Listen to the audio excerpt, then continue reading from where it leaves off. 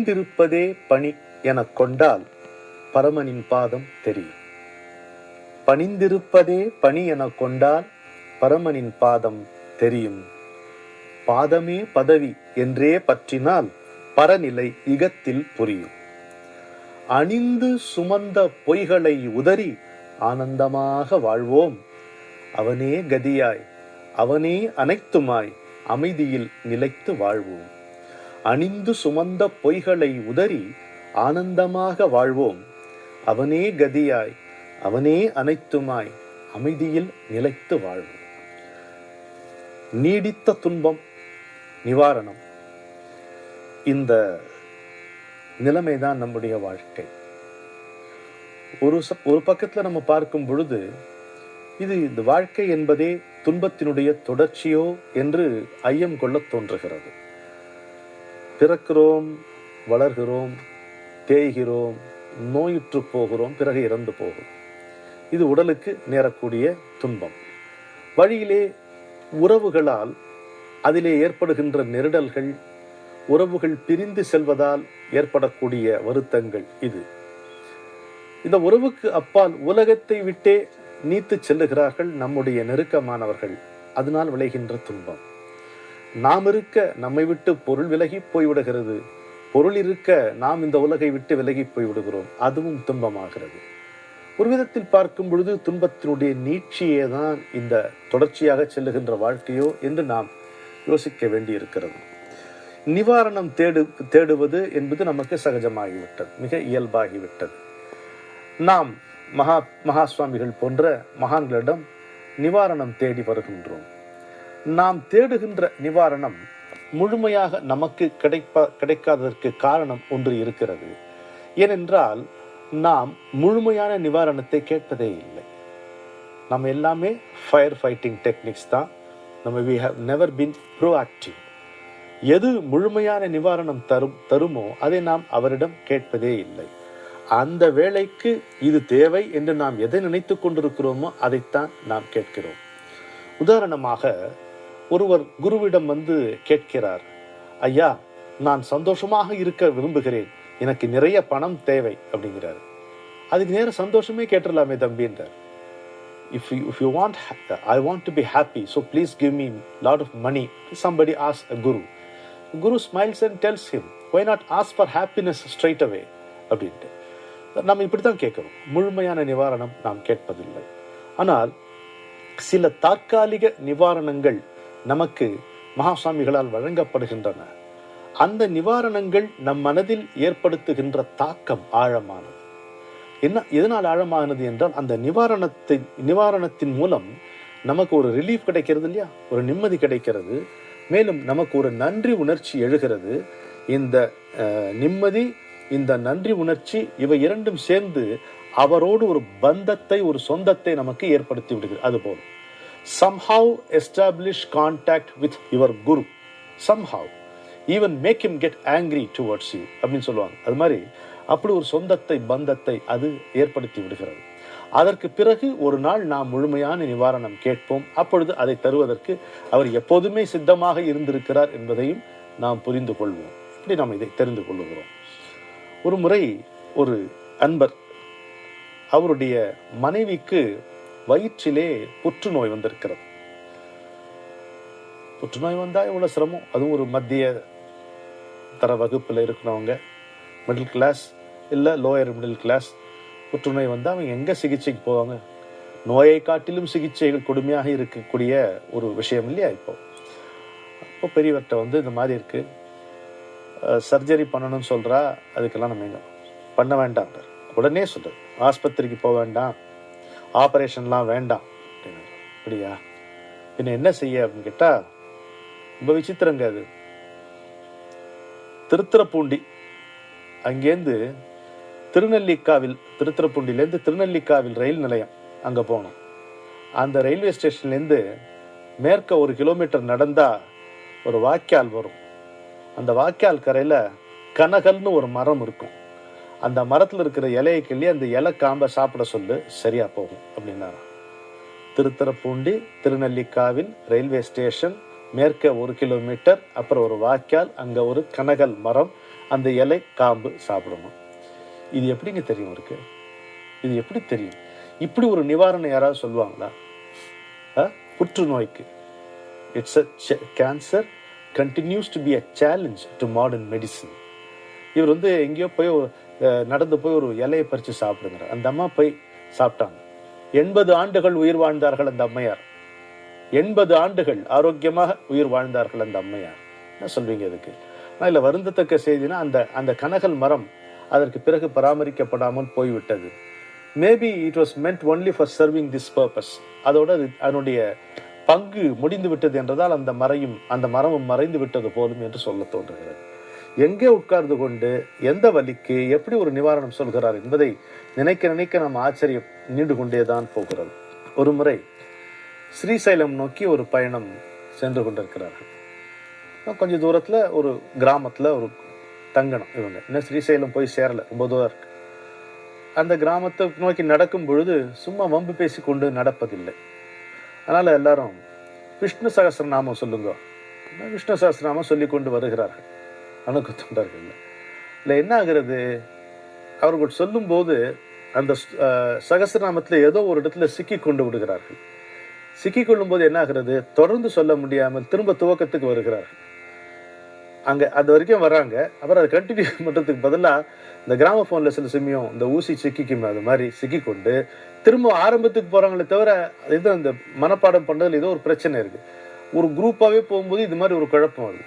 அவர் சிரிச்சுக்கிறார். கோயிலுக்குள்ள நுழையிற தருணத்துல, அப்பா விஷ்ணு சகஸ்ரநாமம் என்னடா, விஷ்ணு லட்சார்ச்சனையே பண்ணிட்டேலே நீங்க அப்படின்னாரா. ஒரு சகஸ்ரநாமத்துக்கு இவ்வளவு நேரம் எடுத்துக்கொண்டதா வரலாறே கிடையாதுன்றத கிண்டல் பண்ணி அவங்களை தமாஷ் படுத்திட்டு போறார். அந்த கோயிலுக்குள்ள போகும்போது காத்தும் மழையும் வருதான். மழைன்னா மழை கொட்டி தீக்கிறதான். அது என்ன கோவில், அந்த கிராமத்து கோவில். அந்த தேவதைக்கு என்ன பேர், காத்தவராயன். காத்தவராயனுடைய கோவில். இந்த கிராமத்து ஜனங்களுக்குலாம் அவ்வளோ சந்தோஷம். நீங்க கால் எடுத்து வச்ச உடனே இங்க மழை வந்துடுது, எல்லாம் காத்தவராயன் லீலை அப்படின்னு சொல்றாராம்.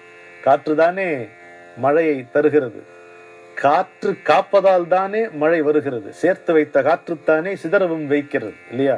முகில்களுக்கும் அப்படித்தான், உறவுகளுக்கும் அப்படித்தான், சேர்த்து வைத்த காற்றுத்தான் சிதறவும் வைக்கிறது. எப்படி என்று யாருக்கு தெரியும்? எதனால் சேர்க்கப்படுகிறது, எதனால் அது விலக்கப்படுகிறது என்பது யாருக்கு புரியும் இல்லையா? அதனால காத்தவராயன் தான் இதை காத்தான் என்று சொல்லி எல்லோரும் மகிழ்ந்தார்களாம்.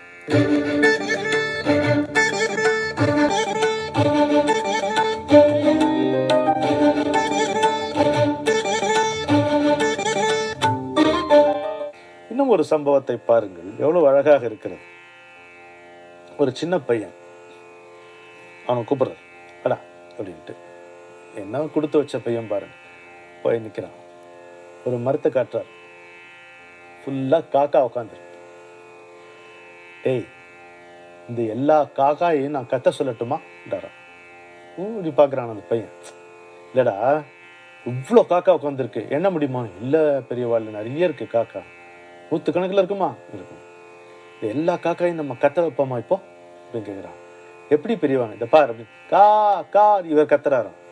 கத்தணும், எல்லா காக்காயும் சேர்ந்து கத்துறதான். ஓ, எல்லா காக்காயும் கா கான்னு கத்துறதான்.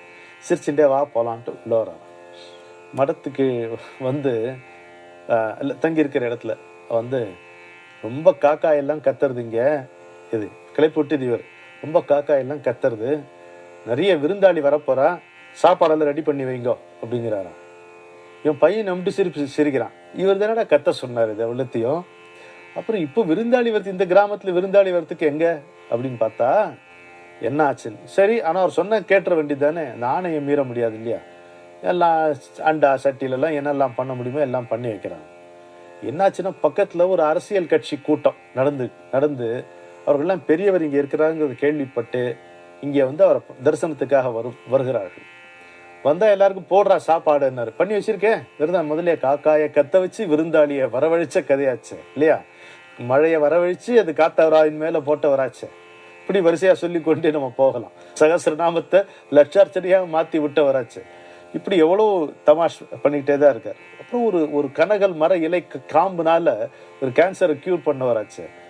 அவர்கள் சாப்பிட்டு ஒரு பிடி கூட சோறு மிஞ்சலையா, அதை எழுதுறார், அன்பர் எழுதுறார். ஒரு பிடி சாப்பாடு கூட மிஞ்சல, எல்லாம் தீர்ந்து போச்சு அப்படின்ட்டு. எல்லாத்துக்கும் ஒரு காரணம் உண்டு. ஏன் அவர்கள் எதை எப்படி நடத்துகிறார்கள் என்பதை நாம் எப்படி அறிவோம்? இன்னொன்று, ஒரு வேத பாராயணம் நடக்கும் பொழுது வேதத்துக்கு பொருள் தெரியாமல் அதை நம்ம சொன்னோம்னா அதனால பயன் உண்டா? இது எல்லாரும் கேட்கிற கேள்வி. ஒரு ஒரு மாத்திரையினுடைய பெயர் கூட தெரியாம சாப்பிட்றோம். அதனுடைய கெமிக்கல் காம்பினேஷன் என்ன என்பதை பற்றி நம்ம தெரிஞ்சுக்கிறதே இல்லை. நம்ம தெரிஞ்சுக்க விசாரிக்கிறது இல்லை. மாத்திரை சாப்பிட்றது நிறுத்துறோமா? நிறுத்துறது இல்லை, சாப்பிட்றோம். ஒரு ரயிலில் நம்ம ஏறுறோங்க, அந்த டிரைவர் யாருன்னு நமக்கு தெரியுமா? ஒரு முகத்தை பார்த்துருக்கோமா? நம்பி ஏறுறோம். ஒரு விமானத்தில் பயணம் பண்ணும்போது அவரே ஏதோ அனௌன்ஸ் பண்ணுவார், கேப்டன் பேர்லாம் சொல்லிப்பார். ஒருபோதும் ஒருத்தனை அதில் காதில் வாங்கி கொண்டதில்லை. Trust the driver and relax என்பார் என்னுடைய குருநாத். அதெல்லாத்தையும் நம்ம நம்புகிறோம். ஆனால் நம்முடைய சாத்திரங்கள், நம்முடைய பெரியோர்கள் சொன்ன அறிவுரைகள்னு வரும்போது மட்டும் நமக்கு 1000 கேள்விகள் வருகிறது. அவர் அதுக்காக கோவப்படுறது இல்லைங்க, பொறுமையாக பதில் சொல்கிறார். என்ன பதில் சொல்கிறாருன்னா, இந்த தபால் போடுறீங்களடா, அதில் பின் போட்டு போடுறோம்னு. ஆமாம், பின் போடுறோம் அப்படின்னு. உனக்கு தெரியுமா பின்னா என்னன்னு கேட்டார். தெரியல. சரி, உனக்கும் தெரியாது. தபாலை டெலிவர் பண்ணானே போஸ்ட்மேன், அவனுக்கு தெரியுமா பின்னா என்னன்னு? தபால்காரர் கூப்பிட்டு பின்னா என்னன்னு கேட்டா, இல்லைங்க அது பின்கோடு. அதான் என்னடா? தெரியல, அவனுக்கும் தெரியல. போய் சேர்றதா இல்லையா? அது பேர் போஸ்டல் இண்டெக்ஸ் நம்பர்டா. இவர் சொல்றார், பின்னுக்கு போஸ்டல் இண்டெக்ஸ் நம்பர். அது போட்டு அந்த நம்பரை போட்டு அது போய் சேர்ந்துரும். உனக்கு அது அந்த ஊர், அந்த ஊர் இங்கிருந்து எவ்வளோ தொலைவில் இருக்குன்னு உனக்கு தெரியுமா? தெரிய வேண்டிய அவசியம் இருக்கா? எந்த போஸ்ட்மேன் அதை எடுத்துக்கொண்டு அங்கே அவருக்கு டெலிவரி பண்ணான்னு உனக்கு தெரியணுமா?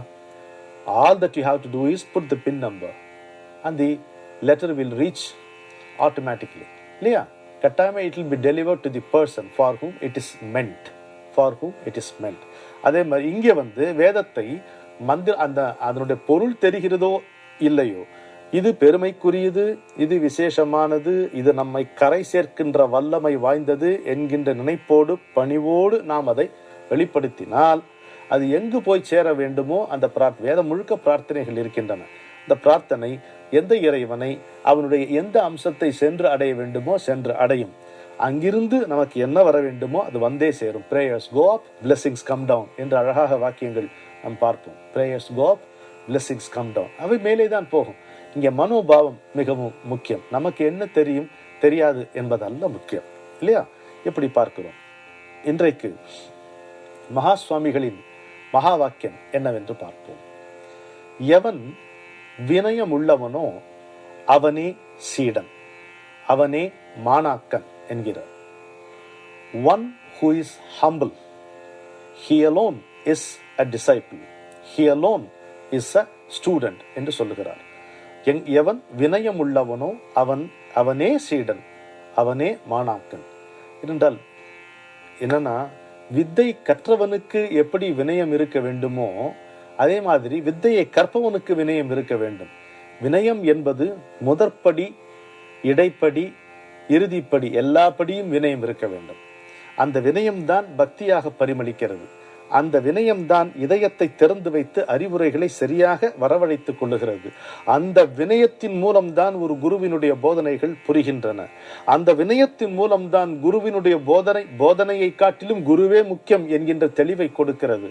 அந்த வினயம்தான் இந்த குரு என்பவன் உடம்பு அல்ல, உடம்பு வடிவில் வந்திருக்கின்ற இறைவன் என்பதை புரிய வைக்கிறது. அறிவால் புரிந்து கொள்ள முடியாத எந்த விஷயத்தையும் வினயம்தான் புரிந்து கொள்ள வைக்கிறது. மிகுந்த முடிச்சுக்கள், அவிழ்க்க முடியாத சித்தத்தில் இருக்கக்கூடிய முடிச்சுக்களை அறிவால் புத்தியால் ஒருபோதும் களைய முடியாது. ஆனால் இரு கரம் கூப்பி இரு கண்கள் மல்கி எப்போதும் நன்றி உணர்ச்சியுடன் நிற்கின்ற சீடனுக்கு எந்த விதமான சிக்கலும் வராது. அந்த ஆரம்ப நிலையிலே இருக்கின்ற மாணாக்கனாக எவன் ஒருவன் தன்னுடைய மனப்பான்மையை இறுதி வரையில் வைத்துக் கொள்வானோ அவனை இறைவன் மார்புறத் தழுவிக் கொள்வான் என்றே சாத்திரங்கள் பறைசாற்றுகின்றன. அப்படிப்பட்ட ஒப்பற்ற சீடர்கள் தான் குருவாக விளங்கினார்கள் என்பதை நாம் மனதில் கொள்வோம். வினயத்தின் அவதாரமாக இருக்கக்கூடிய விளங்கி நமக்கு அருளி கொண்டிருக்கும் பரமாச்சாரியரிடம் நமக்கு வினயம் வேண்டும் என்பதை வினயமுடன் கேட்டு பெறுவோமாக. வணக்கம்.